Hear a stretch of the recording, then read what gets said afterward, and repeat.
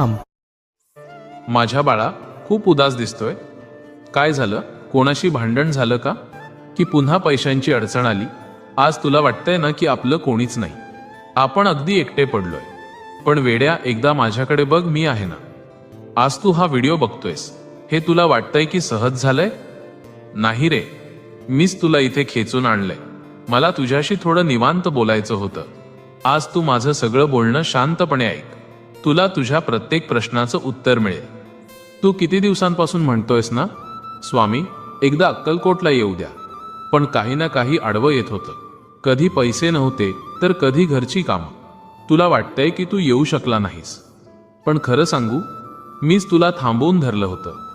कारण मला माहिती होतं की तुला कधी बोलवायचं, आणि आता ती वेळ आली आहे. आता तुझा रस्ता मोकळा झालाय. मी तुला स्वतः साथ घालतोय, कारण आता तुझं दुःख हलकं करण्याची वेळ आली आहे.